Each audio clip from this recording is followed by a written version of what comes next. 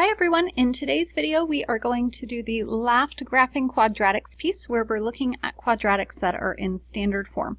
So in this video we're going to focus on just that, graphing quadratics when we're given the equation in standard form. Okay, so to start there are a couple of characteristics that you're going to need.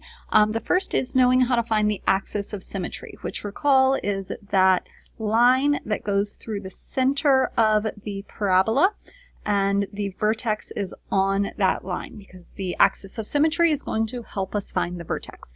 There is a new formula here that you're going to have to know for the axis of symmetry, negative b divided by 2a. The b and the a are both taken from the equation when it's in standard form. You'll notice that the standard form equation, that again, you're going to want to memorize this because it's not going to be given to you, does look pretty different from the previous two formulas that we've looked at, vertex and intercept form. In standard form, you do have an a value. That means the same thing that it did before. It's your dilation. But then we have b and c, which we're going to use for various things as we work through this unit. So the b is the coefficient with the x, the number being multiplied in front, and the a is the coefficient with the x squared term. So we're going to use those two values to plug in and find our axis of symmetry. And then once we know what x is equal to for the middle of our parabola, we're going to plug that into our equation, and that'll give us y. The a value is again going to do dilation, which means it's also going to tell us the direction of opening. So a positive a value is going to make it open up, and a negative a value is going to make the parabola open down, just like normal. All right, so let's look at a couple of examples of this. The first thing we need to do is find the axis of symmetry because that'll help us with our vertex. So we're going to use the formula negative b over 2a. Let's look at in this equation, the a value that's being multiplied in front of the x squared is a 1. The b value is being multiplied in front of the x to the first power, and that's negative 2. Be sure that you get that sign. And the c value is the constant term. That's what that c stands for, constant. So it is negative 8. So with our a, b, and c, we're going to plug in the a and the b. So x is equal to negative b, which is negative 2, over 2 times a, which is 1. So negative 2 is positive 2, and that's 2 times 1, which is 2. So our x value, our axis of symmetry, is x is equal to 1. The x value of our vertex is 1 because that's our axis of symmetry. So we are going to plug that value of 1 into our function, and that'll tell us the y value. So we're doing 1 squared minus 2 times 1 minus 8. 1 squared is 1, negative 2 times 1 is negative 2, and then I've got negative 8. So then negative 2 minus 8 is negative 10, so we're looking at 1 minus 10, or negative 9 for the y value of our vertex. So there's our vertex way down there.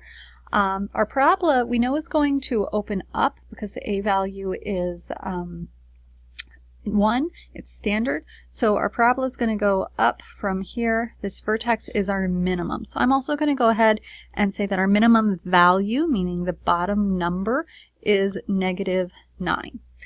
Okay, so let's pick our other points. We're just going to use a table like we have in the vertex form graphing to get the rest of our points. So I'm going to pick some numbers that are near the x of my vertex. I'm going to pick 2 and 3.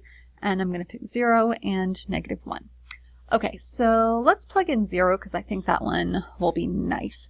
So if we do 0 squared minus 2 times 0 minus 8, that's 0 minus 8, which is negative 8. Because of symmetry, I know these two are going to both be the same y value, which makes that negative 8. And then let's plug in negative 1 since I'm already on that side. So I've got negative 1 quantity squared minus 2 times negative 1 minus 8. Negative 1 squared is positive 1. Negative 2 times negative 1 is positive 2. And then I've got minus 8. So 1 plus 2 is, I'm going to go upwards here, 3. Minus 8 is negative 5, which means this guy down here is also going to be negative 5 because those are symmetric. So let's do our graphing. At negative 1, it's down at negative 5. At 0, it's at negative 8. At 2, it's at negative 8. And at 3, it's at negative 5. So there's our nice symmetrical parabola. And you'll notice that our y-intercept for this one was at 0, negative 8, where y was equal to negative 8. Notice that this y value, the y-intercept, was the same thing as the c value, the constant. And that is always going to be true. Your y-intercept is going to be at whatever c is, because when you plug in an x value of 0 here and here, those are always going to just be 0, which leaves you just with c. So your y value, or your y-intercept, should be a quick and easy, just looking at the formula shortcut to help you out as well. Okay, so let's try a couple more of these. In this next one, first thing that we need to do is find our axis of symmetry. So we're going to use that formula negative b over 2a. In this one, a is negative 2, b is negative 8, and c is negative 7. So we're doing negative b, which is negative 8, 2 times a, which is negative 2. So that's 8 divided by negative 4. And 8 divided by 4 is 2, so the x value is negative 2. Our axis of symmetry, remember, we're always going to write as an equation. So x is equal to negative 2, and that negative 2 is the x value of our vertex. So let's see, if we have an axis of symmetry at negative 2, that's here. And we need to find our vertex now, so let's plug in the negative 2 to our function. So we're finding g of negative 2, evaluating that. It's negative 2 from the equation. I'm inputting my negative 2x minus 8 times negative 2 minus 7. So order of operations says to do exponents first. So I'm going to do negative 2 squared is 4. And then I'm also going to go ahead and start doing some multiplying. So negative 8 times negative 2 is positive 16, and then I have that minus 7. If I do my next round of multiplying, negative 2 times 4 is negative 8, and then 16 minus 7 is positive 9, and then negative 8 plus 9 is 1. So my ordered pair for my vertex is negative 2, positive 1. That puts me there. My a value is a negative 2, which means, because that a value is negative and a 2, that we're going to be opening down, and also that we're going to have a vertical stretch, meaning it's going to be more narrow than our normal parabola.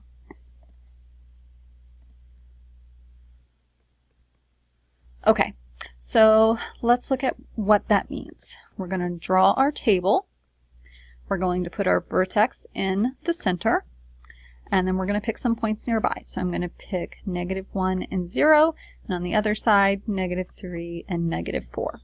So let's find g of negative 1 next. So negative 2 times negative 1 squared minus 8 times negative 1 minus 7. That is negative 1 squared is 1, so that's negative 2 plus 8 minus 7. Negative 2 plus 8 is 6 minus 7 is negative 1, and that's going to work on both sides because of symmetry. And then let's plug in 0 to get my other piece. Now, this is going to be my y-intercept, right, when I plug this in, because it's 0 comma something. So what was the shortcut rather than going through and doing all of that evaluating? Do you remember?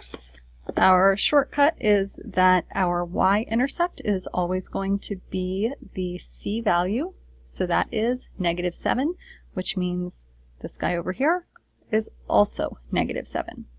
All right, so let's graph. We have negative 1, which is there. We're symmetrical, so it's there. And then 0 is negative 7, and that puts there at negative 7 as well. So we have a nice narrow, stretched vertically parabola. Notice that when we went over 1 unit, 1 squared is 1, but then if we multiply that by our a value, it tells us that we need to go down 2 units, which is where we are to get here. When we go over 2 units, 2 squared is 4, multiply it by our a value is negative 8, so we went over these 2 units and then down 8 units to get that value there. So our pattern still works. We just have to remember to multiply by that a value. So let's do a couple of quick characteristics because we haven't done those in our last couple of videos. The domain, this left side goes infinitely to the left, the negative infinity side, and the right side goes infinitely to the right. So that goes to the positive infinity side very slowly, which means our domain is all real numbers, negative infinity to positive infinity. When we're looking at our range, remember we're going bottom to top. Our bottom, there is no bottom, there's no absolute minimum because it goes down forever. So our bottom is negative infinity, and our top is our absolute maximum, which happens when the y value is 1. I'm going to draw a hard bracket there because we are including that point. If we're looking at increasing and decreasing, remember we are reading from left to right here. So if my pen will change colors, there we go. Looking from left to right, this side is increasing because it's going upwards, and then this side is going down, which means it's decreasing. So for my first question about increasing, that happens on the left side. Remember, increasing and decreasing are x's, so that is negative infinity to the x value where it stops increasing, the turning point, which is at negative 2, and I'm only using soft brackets here. The decreasing starts at that turning point of negative 2 and goes all the way to the right to positive infinity. Again, all soft brackets. Our y-intercept we already found, which is 0, negative 7, using that c value. The zeros for this function are not easy to find, so we're going to use a graphing tool for that one. Let's go ahead and do the min and max real quick before we move on. This one has an absolute maximum, not a minimum. So we are going to write that ordered pair for the maximum, which was our vertex, negative 2, 1. Okay, so let's look for that 0 now, because there are going to be fractions here. So I'm going to use Desmos for this. I'm going to take my equation. I believe, yeah, I've already got it plugged in here. So I'm going to click on my graph, and I'm going to see that those two guys are my x-intercepts, my zeros. So let's round to 1 decimal place for this one. So we have negative 2.7, the 0 does not round it up, and negative 1.29, which means the 2 rounds up to a 3. All right, so negative 2.7. And then what did I say that other one was? Negative, positive 1.9? I can't remember. Let's go back and look real quick. Yeah, negative 1.3. Oh, I would have messed that up. I'm glad I looked. All right. All right, so those are what x is equal to for my x-intercepts. Let's do one more of these just because I think it's a lot of steps, and some more practice would probably be good. Okay, so step 1, I need to find my axis of symmetry. So I'm using negative b over 2a because that's going to help me find my vertex. B is negative 4. And a is positive 2. So simplifying that, I get 4 over 4, which is 1. So my axis of symmetry is x is equal to 1. And to find my vertex, which is my second piece, I'm going to plug in h of 1. So when we do that, we have 2 times 1 squared minus 4 times 1 plus 3. Which is 2 times 1, which is just 2, minus 4 plus 3. 2 minus 4 is negative 2, plus 3 is 1. So my vertex here is 1, 1. All right, looking at this graph, it is going to open up, and it's going to have a vertical stretch. because the a value is equal to 2. All right, so the other thing that I really quickly know is I know my y-intercept, right? Because it's just the c value there. So I'm also going to go ahead and plot that point. And then that's actually going to show me something nice, because when I go over 1, normally I go up 1, but I have to double it because of my a value, so I'm going up 2. So I actually know that that point is going to be there. We'll go through the table, which is our next actual step to prove that, just to make sure we're all okay. But that's a nice little shortcut that will certainly save some time potentially. Okay, so I'm going to put 1, 1, which is my vertex in the center. I'm going to pick some x's that are close to my vertex, so 2 and 3, and then I'm going to go the other way, 0 and -1. And then let's plug in 0 to make sure that we got that or y-intercept correct. So I'm doing h of 0, which is 2 times 0 squared minus 4 times 0 plus 3. So that is 0 squared, 2 times 0 is 0, minus 4 times 0 is 0, plus 3. So I do get 3 there, and these two are symmetric, so that's going to be a 3 as well. And then let's plug in h of 3 to get our last ordered pair that we need. So 2 times 3 squared minus 4 times 3 plus 3, that is 2 times 9. Remember, we're doing our powers first. And then we are doing minus 12 plus 3, so that is 18 minus 9, which is 9. So we have the ordered pair 3, 9, and -1, 9 as well, because those are symmetric. So if I go 3 and then up to 9, and -1 up to 9, there are the 5 points on my very narrow, vertically stretched parabola.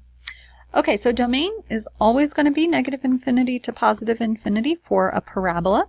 The range, this one has a bottom because it has an absolute minimum. The y value there is 1, so that's a hard bracket with a 1, and it goes up forever to +infinity. When we're looking at increasing and decreasing, remember we're always reading the left side first. So if we start on the left side, it's going down, so it's decreasing until this absolute minimum. And then after that, it's going back up, which means it's increasing on the right-hand side. So increasing starts at the minimum. Remember, we're doing x's here, so that's starting at 1 and all the way to the right. The decreasing starts on the far left side and stops when we get to that turning point, that absolute minimum at 1. The y-intercept we found was 0, 3. These zeros, well, this one doesn't cross the x-axis at all. So what that means is that there are no real solutions. There are going to be imaginary answers. We'll get to those later in the chapter. For now, though, there aren't any real solutions that you know how to worry with. And then this one, our last piece, it has a minimum, not a maximum. So we have a min at 1, 1. Okay, so that wraps up our graphing practice. So I'd like for you to take some time to try now. You learned in this video how to graph equations that are written in standard form. So work on memorizing those 2 formulas that you need and give the Now You Try problem a try.